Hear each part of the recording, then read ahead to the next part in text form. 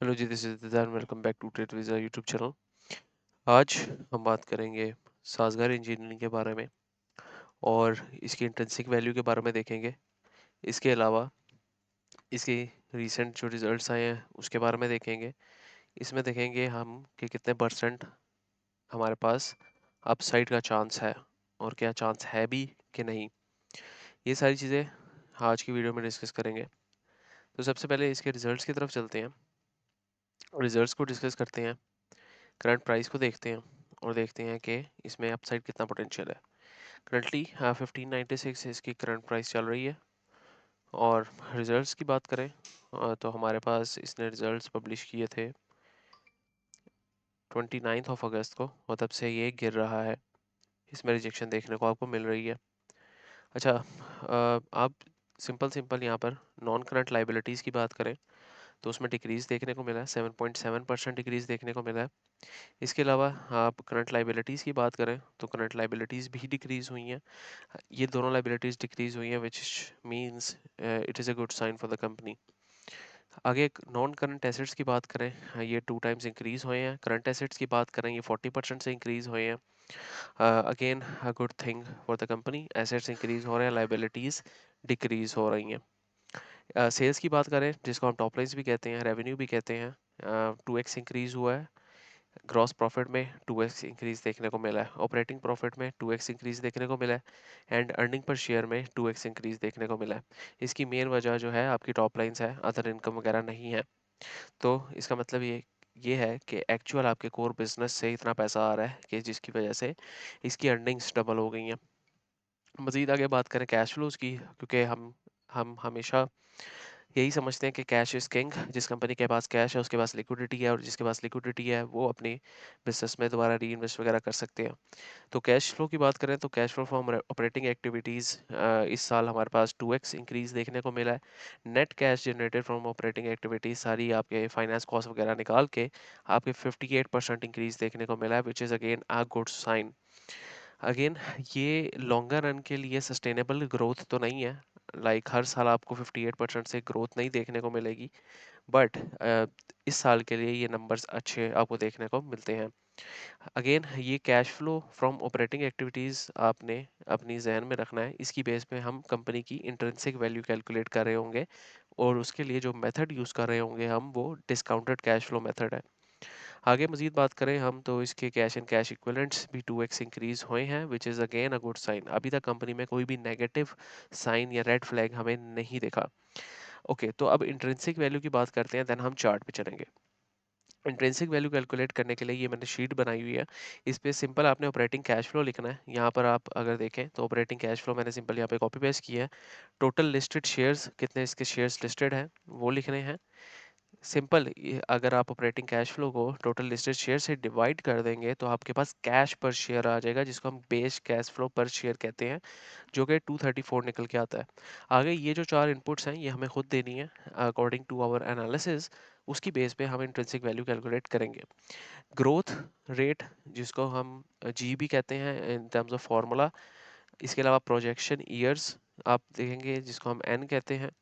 Terminal growth rate देखेंगे और discount rate देखेंगे। अब इन चारों का क्या मतलब है? Growth rate is the percentage हम जो एक्सपेक्ट कर रहे हैं, जिस परसेंटेज से कंपनी ग्रो करेगी अपने कैश फ्लो को पर ईयर। तो अभी हमने यहाँ पर देखा कि कंपनी ने 58% से ग्रो किया, बट ये सस्टेनेबल नहीं है।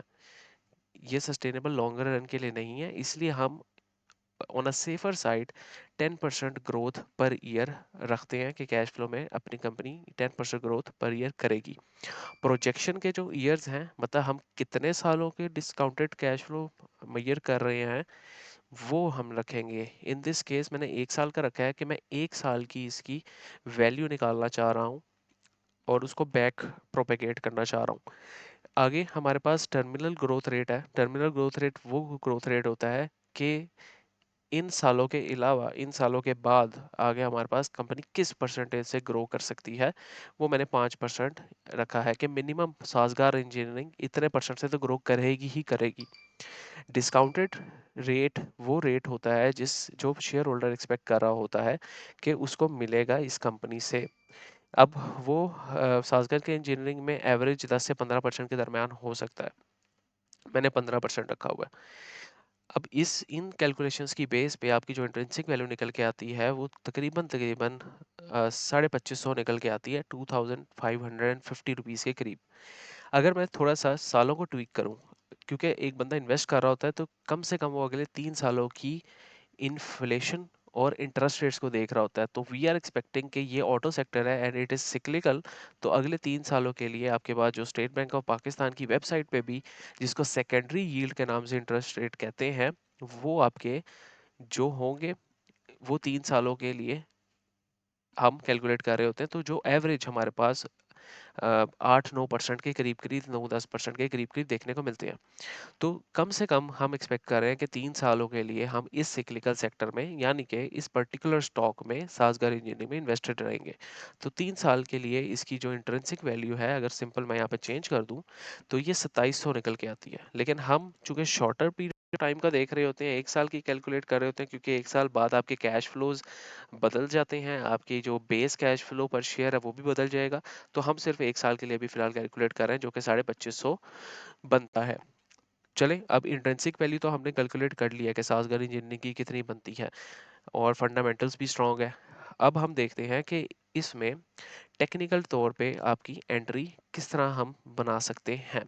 बाय द वे, ये इंट्रिंसिक वैल्यू हम पहले भी कैलकुलेट कर चुके थे और इसी बेस में हमने जो अपना प्रीमियम ग्रुप है उसमें कॉल दी थी सासगर इंजीनियरिंग की। अगर आप यहाँ देखें, ये मैंने 25 जून को कॉल दी थी और सासगर का मैंने बताया था, सासगर is still bullish, it is just consolidated with higher lows intact. यहाँ पर मैंने इन्वेस्टमेंट जोन्स बताए थे और आप मैंने ये भी कहा था कि करंट मार्केट प्राइस पे आप इसको एक्यूमुलेट कर सकते हैं, और टारगेट्स मैंने बताया था 1400 प्लस के। ठीक है, इसमें मैंने ये भी कहा था कि ये आपका पेशेंस टेस्ट करेगी, और इसने तकरीबन 1-2 महीने बाद हमें उतने गेंस भी दिए। तकरीबन जो इसकी प्राइस थी, तब हमने 1100 रुपये पे उठाया था इसको, और करंट जो प्राइस जो है हाई लगा के आया है 1100 से, अगर आप इसको कैलकुलेट करें तो तकरीबन तकरीबन ये हाई लगा के आया है 1700-1800 का। तो हमने 50-60% के गेंस सासगार इंजीनियरिंग में विद इन लेट्स से 2 और 3 मंथ्स जनरेट किए हैं। अब ये आपको फ़ायदा होता है प्रीमियम ग्रुप का, आप यहाँ पे कांटेक्ट करके बाकी डिटेल्स ले सकते हैं। आगे हम बात करते हैं कि टेक्निकल चार्ट्स पे हमने फंडामेंटली तो ये चीज़ें देख ली हैं कि हमारे पास टारगेट्स क्या बनते हैं। टेक्निकल चार्ट्स पे कौन से टारगेट्स हमें सूटेबल नज़र आते हैं और वो क्या हो सकते हैं, और इसके मुताबिक क्या आपकी बाइंग रेंज बन सकती है। मंथली चार्ट पे अगर आप देखें तो आरएसआई में डाइवर्जेंस देखने को मिल रही थी, और हमारे पास यहाँ पर बेयरिश डाइवर्जेंस बनी हुई थी। अब बेयरिश डाइवर्जेंस डाइल्यूट होने जा रही है, और डाइल्यूट होने के लिए उसको थोड़ी सी करेक्शन लेनी पड़ेगी। अब करेक्शन आई एम एक्सपेक्टिंग के कम से कम हमें 10 से 20% की करेक्शन देखने को मिलनी चाहिए। आप अपने 10% की करेक्शन पे इसको क्यूमुलेट कर सकते हैं, क्योंकि हमें पता है कि इसकी फंडामेंटल वैल्यू करंट प्राइस से ज़्यादा बनती है। अच्छा, इन चीज़ों में मैंने मुल्क की इकोनॉमी को नहीं इंक्लूड किया, ये आप लोगों को याद करना है, याद रखना है। अगर किसी भी सूरत में मुल्क की इकोनॉमी चेंज होती है, आपके मैक्रोस चेंज होते हैं, आपके इंटरेस्ट रेट ज़्यादा होना स्टार्ट हो जाते हैं फ्लड की वजह से, या किसी भी एक्स वाई जी रीज़न की वजह से पॉलिटिकल इंस्टेबिलिटी आ जाती है, आपके किसी भी रीज़न की वजह से इंटरेस्ट रेट दोबारा बढ़ना स्टार्ट हो जाते हैं, तो ये हमारा फंडामेंटल और टेक्निकल सेटअप फेल हो जाएगा, ये बता रहा हूँ। अभी ये बिल्कुल वैलिड है, अभी आप इसको एक्यूमुलेट कर सकते हैं। अच्छा, इसके बाद हाँ, जो बाइंग जोन हमें अच्छा बनता दिखता है वो 1065 रुपये से 1400 का जोन है। अब इसमें बाइंग अपनी डाल सकते हैं, करंट मार्केट प्राइस पे भी थोड़ी बाइंग कर सकते हैं, और जो टेक्निकल टारगेट्स हम इसमें एक्सपेक्ट कर सकते हैं वो कर सकते हैं तकरीबन 2000 रुपये के। एंड देन हम इसके एक्सटेंडेड टारगेट्स जिसको हम कहते हैं वो 2700 रुपये के एक्सपेक्ट कर सकते हैं। तो ये था आज की वीडियो में, छोटी सी वीडियो थी ताकि हम साजगार की इंट्रिंसिक वैल्यू कैलकुलेट कर पाएँ, हम साजगार के टेक्निकल सेटअप के बारे में देख सकें और इसके फाइनेंशियल रिजल्ट्स के बारे में देख सकें। तो this was pretty much about today's video.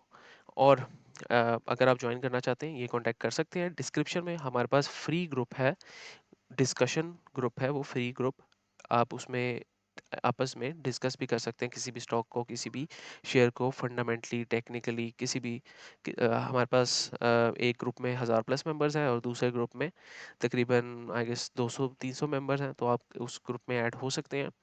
और अपनी, हाँ, उसमें कॉल्स नहीं दी जाती, ये आप लोगों को देखना है। तो अगर कोई कॉल्स के लिए आता है तो कॉल्स नहीं दी जाएंगी वहाँ पर।